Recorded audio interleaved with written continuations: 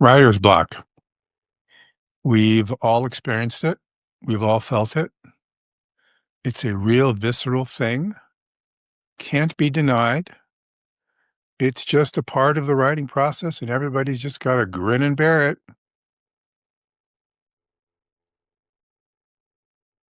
Tough luck. Well, not so much. Writer's block is 99.9% smoke and mirrors and 0.1% substance. And you can't do anything about the 99.9% as a writing problem. You can, however, address that 0.1%. And here's where I get myself into trouble. Writer's block is one of those writing memes that I've written about before. In fact, I have a little ebook, Rapid Story Development ebook number 6, 7 Steps to Busting Writer's Block Forever, which is on my Amazon page, which you can find. And this little recording I'm doing here on writer's block is actually a bit of a response to that booklet and some of the reactions that I've gotten to that, because that little ebook of mine doesn't get the love that it deserves, in my opinion. And it's because this we're not going to get into all the details and nuances of the stuff that I talk about in that little ebook. You can get that if that's of interest to you, if you want to actually do something about this problem, if you have writer's block, and you do because everybody does. But I wanted to do a little video to expand a bit on this concept a bit, but mostly to talk about as a very specific technique that I have as part of step 6 or 7 in that 7-step busting writer's block process, because it's a very valuable technique. It's a very valuable technique, and it's something that I think you will benefit by knowing more about and how to actually do it. So that's what I'm going to share with you at the end of this video, is this technique. But before we get into that, we have to cover just a little bit of territory about what is writer's block, what isn't writer's block, et cetera, et cetera. So writer's block, one of the misconceptions people have about what I say about writer's block is that I'm somehow poo-pooing it, that I'm denying that it's there, that I'm saying it's not something that you should worry about or that you will ever really have, that it's not real at all. That's kind of true, but not really, because writer's block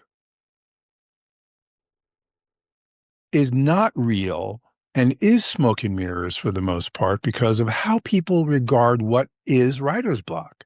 For most people, writer's block is my lover just left me and so I can't write, or I can't pay the rent this month and I can't write. I'm too stressed out. My dog's got to go to the vet and is about to die. I can't write anything. Oh my gosh, I have writer's block and I should be writing.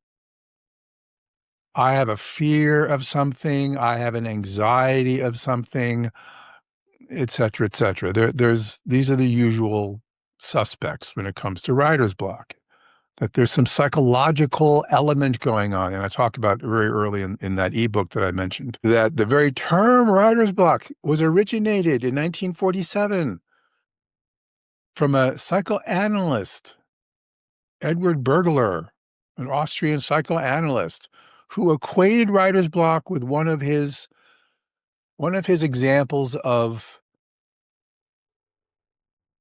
masochism that we put ourselves through as a psychoanalytic term. This whole thing came out of the psychoanalytic world, which is a huge red flag that right there, this is pretty questionable as an idea. But that's where it came from. We're masochists, and so this writer's block just feeds into that natural neurosis that is particular to creatives in this particular way. And all of these examples of frustration, of fear, of anxiety, of imposter syndrome, of all these things that we think can be solved by taking a yoga class or a long walk on the beach or, bath bubble beads or flavored coffees and somehow everything's going to be okay. No, these are not writer's block. These are life blocks. These are things that are affecting your writing, yes, but that doesn't make it a writer's block. It's a life block. These things are also affecting other parts of your life as well. So go get therapy. Go to a yoga class. Go do those things. But you're not dealing with writer's block. You're dealing with life. Okay. God knows we all have to deal with life. So go deal with it. But don't equate it with writer's block. Writer's block, in my opinion, and this is where I said I get myself into trouble here, because this is a hill a lot of people want to die on because they want to make it real. They want to make it something tangible. They want to make it something unavoidable, and it's not my fault. Well, it isn't your fault. You're not doing anything wrong.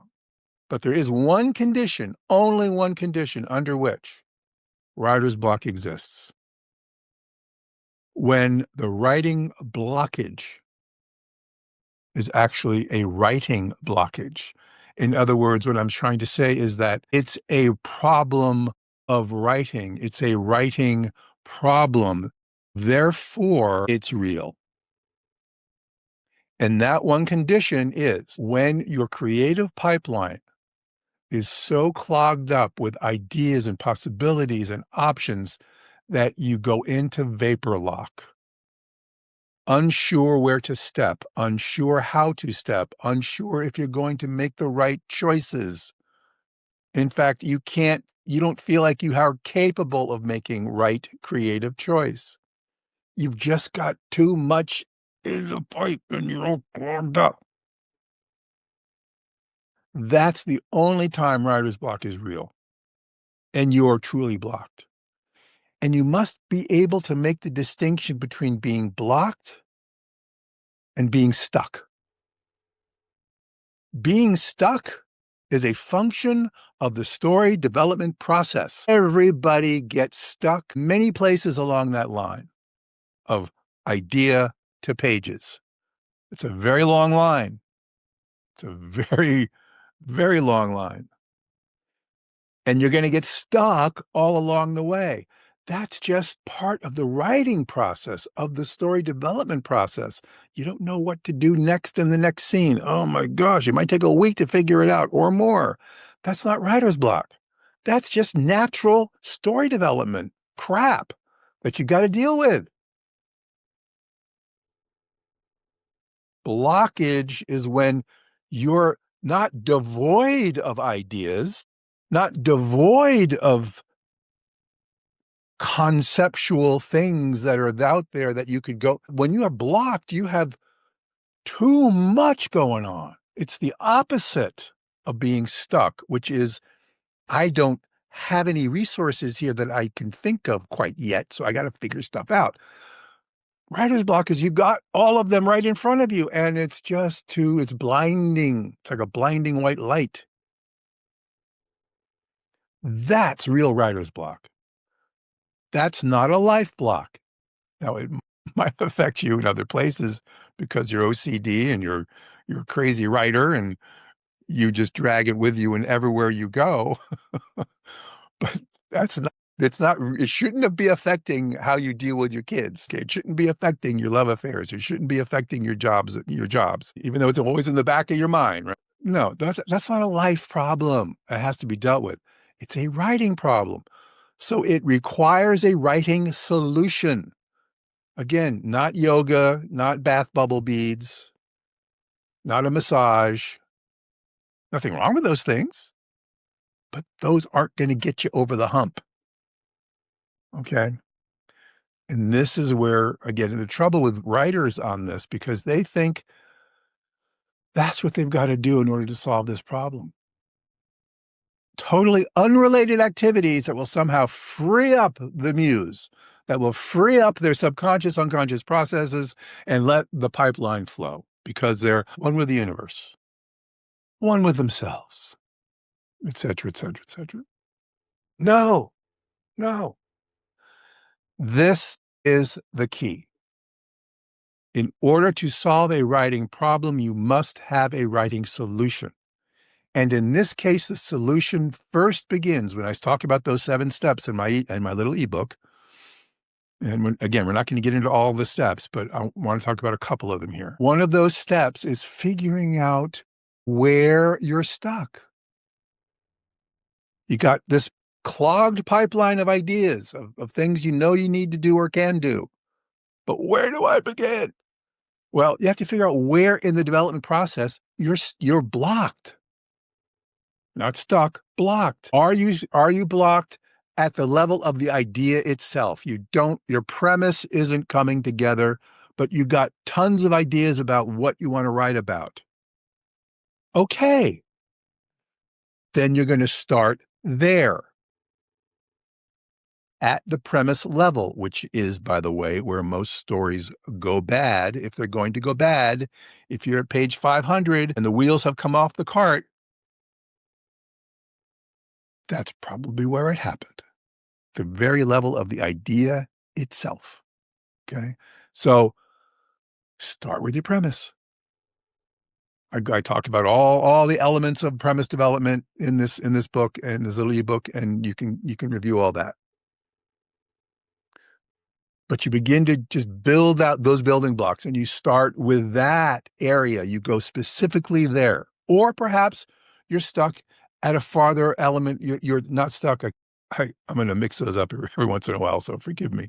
If you're blocked, if you're blocked somewhere farther down the development line, say in the story structuring phase, where you're trying to figure out the classic story structure, inciting incident, midpoint complication, doom moment, final battle, resolution, et cetera, and you get to one of those pieces and you're just totally blocked. You can't figure out the structure. There's just too many options. I don't know. My gosh, how many scenes do I need?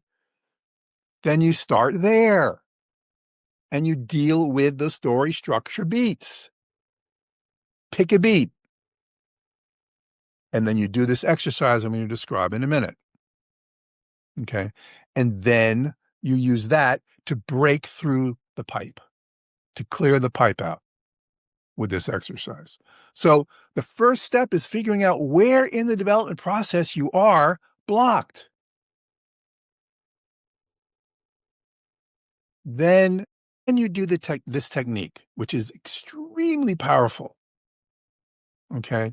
It's a little ooey wooey for some people, but it's okay because understand the creative writing process isn't just you sitting in a chair with your brain hammering out the thing.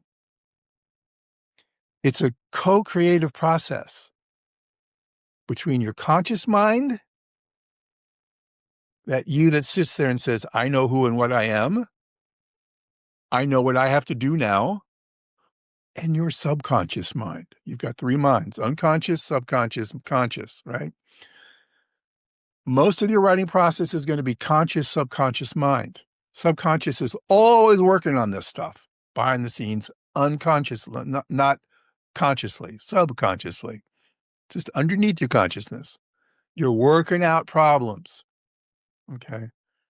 So that writing process is conscious, subconscious process.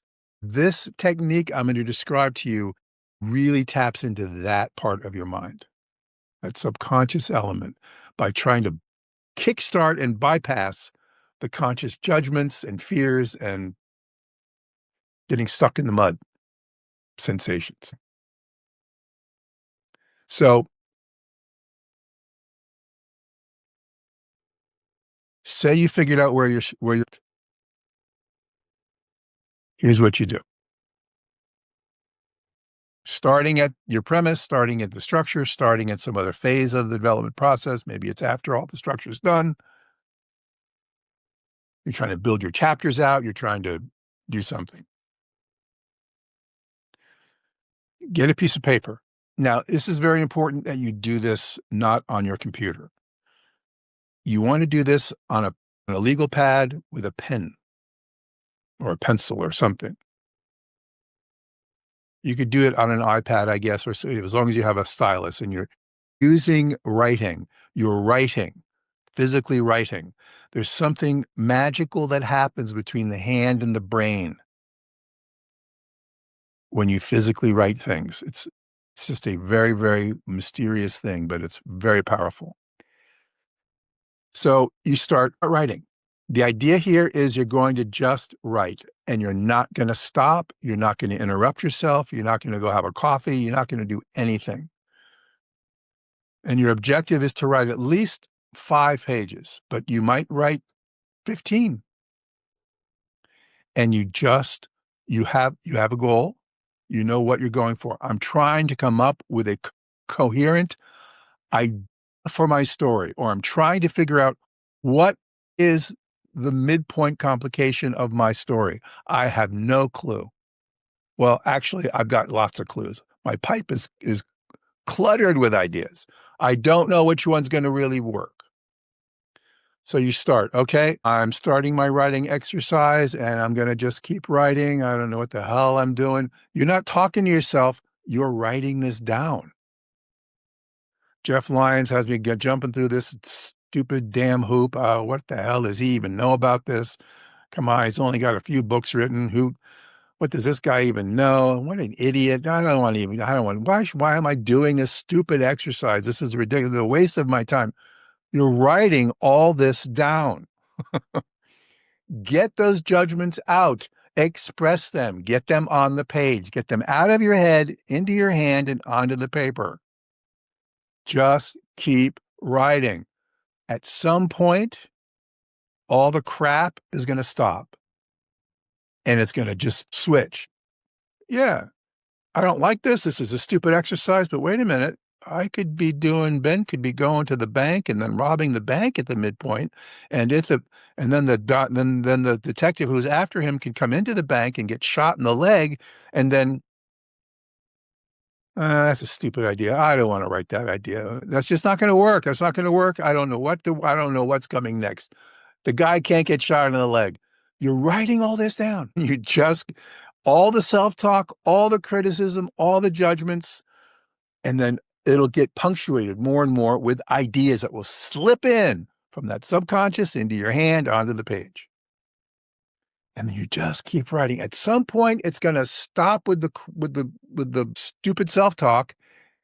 It's not stupid. It's just self-talk. That's all it is. It's not good or bad. It just is. And you're just going to be writing story stuff, ideas. Well, I could do this, and then I could do this, and then I could do this. Just keep going. Just keep going until it feels like you got something. You don't know what, you might have 15 ideas on that page, but they all came out of the pipe. Now they're on the page.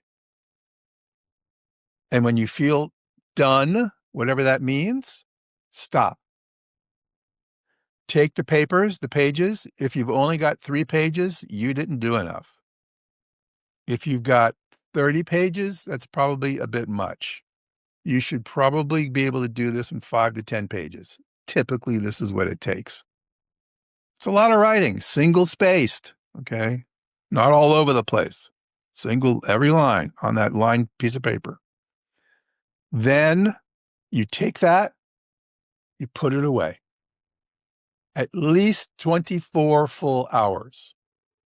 I would do 72 hours, but if you're impatient, at least 24 hours. Stick it in a drawer, put it to the side. Don't even think about it. Go get your yoga. Go get your bath bubble beads. Relax. Have a good time. After 24 hours or 72 or whatever it is, 36, come back. Read it. In the margins, write out new ideas. That's all you're looking for. New stuff. Which things out on the page are working, which ones aren't. Cross out stuff that isn't. Literally cross it out on the page. That sends a very clear message to your subconscious. I don't like this. What do you like? Put it in the margins. Go through every page, reread, fill out those margins. When you're done, put it away again. 24 hours. Okay. So now you have 5 pages, 10 pages, 15 pages, however many pages you have, with all this information on them with all this additional information in the margins and all these ideas. What do you do with it? What do you do with all that mess of writing? You go through it. You find the parts that really, really, really work for you or are the strongest ideas, and you run with them. Now you take these into your process to where the point in the process where you were stuck, where you were blocked rather, and go, start, go, right, do it. Because you are no longer blocked. You've got that stuff out. Now, will you get blocked again? Maybe, but now you know what to do to undo that one. That's why I say this is a forever thing, because once again, with all the stuff I teach people about this creative writing process or development process, I want to give you the fish. I don't want to just give you the fish. I want you to learn how to fish so that you don't have to rely on anyone or anything, and you can just rely on your own resources and your own abilities. This is a tool. This is your fishing pole, teaching you how to fish. That's what you do with this. That's how you bust through this thing. This process works. Is it the only way? Is it the only process? Probably not. But I don't know of anything else out there as effective as this at this point. And I've looked at a lot of different techniques and recommendations from people about how to, but almost everybody talks about the bubble beads and the coffees and the walk on the beach and, get a massage. There are very few, if any, who really talk about how to use a writing solution to fix a writing problem, because that's what writer's block is. And I've had too many people go through this process successfully not to be convinced that it's effective and productive and repeatable. Okay? So this is the essence of it all. Writer's block is 99.9% smoke, 0.1% substance. You can do something about the 1%. Take what you can get here. And now you have an effective technique to actually break through this thing that you can do over and over and over again on any story for any genre you might be writing, regardless if it's a screenplay, a short story, a novel, a series, whatever it is. This will work. Once you learn this, use it. Do it. Give it to your friends. Teach them. And writer's block will literally be a thing of the past for you. You may run up against it again, but it won't be the problem it was. It'll just be a thing you got to do, and you got a thing for the thing. You can solve it. You have the right tool for the right job. You're welcome. Enjoy.